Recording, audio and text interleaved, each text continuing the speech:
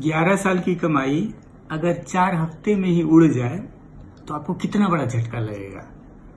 यही हुआ है यूएस इकोनॉमी के साथ।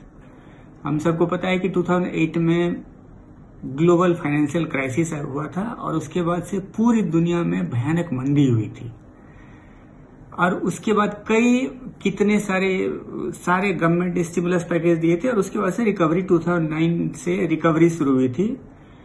तो नवंबर 2009 से लेके अभी तक यूएस इकोनॉमी में करीब 2.2 करोड़ जॉब्स क्रिएट हुए थे। लॉकडाउन के बाद सिर्फ 4 हफ्ते में वो सारे जॉब खत्म हो गए। दरअसल है क्या है कि हर थर्सडे शाम को यूएस में एक बड़ा सिग्निफिकेंट डेटा आता है। पहले उसको लोग ज्यादा गौर नहीं करते थे, लेकिन अब जो लॉकडाउन के बाद उसको क्लोजली वॉच किया जा रहा है, वो है जॉबलेस क्लेम्स का डेटा। बेसिकली है क्या है कि जिसके पास नौकरी नहीं है वो बेरोजगारी भत्ते के लिए अप्लाई करते हैं। पहले हफ्ते में 2 लाख लोगों ने अप्लाई किया, दूसरे हफ्ते में वो बढ़ के 32 लाख हो गया, तीसरे हफ्ते में वो 66 लाख हो गया और उसके बाद के हफ्ते में करीब 60 लाख के आसपास है। कुल मिला के 4 हफ्ते में 2.2 करोड़ जॉब्स लॉस हुए हैं यूएस में। अब इसका इंडिया के लिए क्या इम्प्लीकेशन है? इंडिया में रोजगार बेरोजगारी का कोई ऑथेंटिक पीरियोडिक डेटा नहीं आता है, वीकली, मंथली, एनुअल डेटा, जिससे हमको पता चले कि लेवल ऑफ एम्प्लॉयमेंट, अनएम्प्लॉयमेंट क्या है।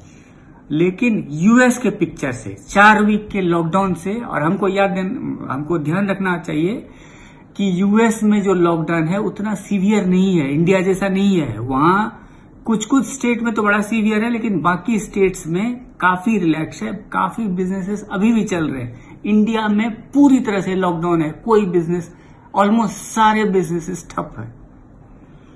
एक तो ये आंकड़ा हो गया, बहुत डरावना है और इससे आप अंदाजा लगा सकते हैं कि इंडिया में कितने जॉब्स लॉस हुए होंगे या हो सकते हैं। यूएस में कुछ और आंकड़े आए हैं जो बड़े भयावह आंकड़े हैं। एक तो वहां रिटेल सेल्स का आंकड़ा आता है और रिटेल सेल्स के आंकड़े के हिसाब से मार्च के महीने में जितना रिटेल सेल्स कम हुआ है यूएस के इतिहास में कभी उतना कम नहीं हुआ था। और कुछ अगर सेक्टर वाइज देखेंगे तो कपड़े की बिक्री 51% गिरी है। सिर्फ एक चीज है जिसकी बिक्री बढ़ी है, वो फूड्स एंड बेवरेजेस। बाकी सारे जो सेक्टर्स हैं रिटेल के, उसमें भयानक गिरावट देखी गई है सेल्स में।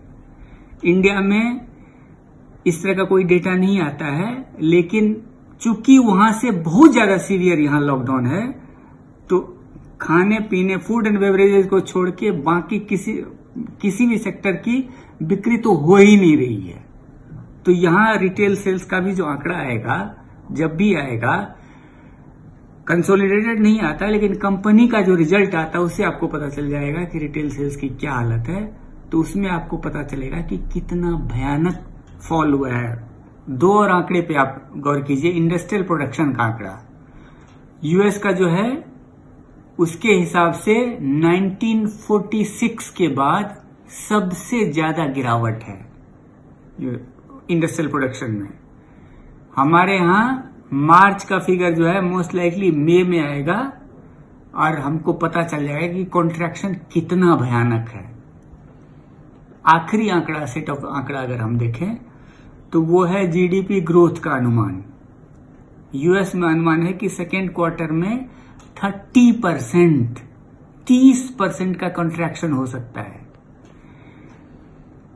और चीन का जो ताजा करंट क्वार्टर का जो जीडीपी फिगर आया है उसके हिसाब से 9% का कॉन्ट्रैक्शन है।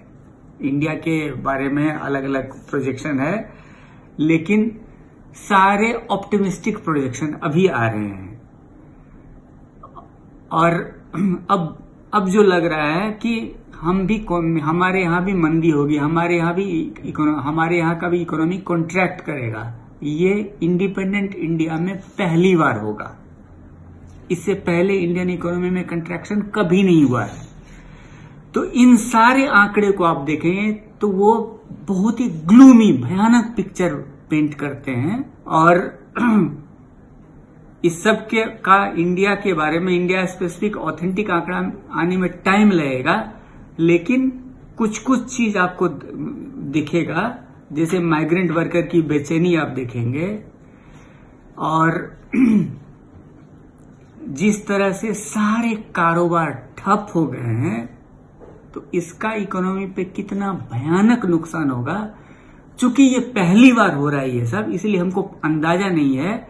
लेकिन यूएस का आंकड़ा अगर थोड़ा सा भी सही होता है इंडिया के हिसाब से, अगर वो रेफरेंस वो इंडिकेट कर रहा है, तो अपनी इकोनॉमी के लिए हमको बहुत ज्यादा चिंता करने की जरूरत है।